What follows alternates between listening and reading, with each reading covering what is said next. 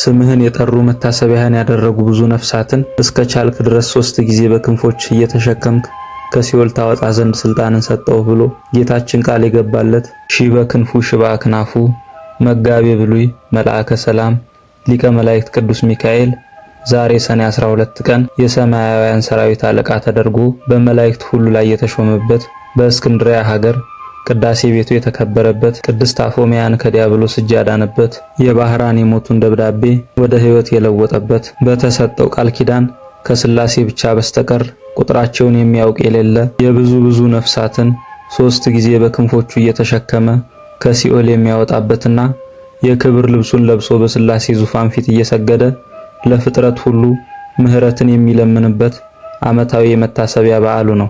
ለእግዚአብሔር ምስጋና ይሁን። እኛንም ከሊቀ መላእክት ቅዱስ ሚካኤል ከቅዱስ ላሊበላ ከቅድስት አፎሚያ ከባህራን ረድኤት በረከት ይክፈለን። ይቆየን።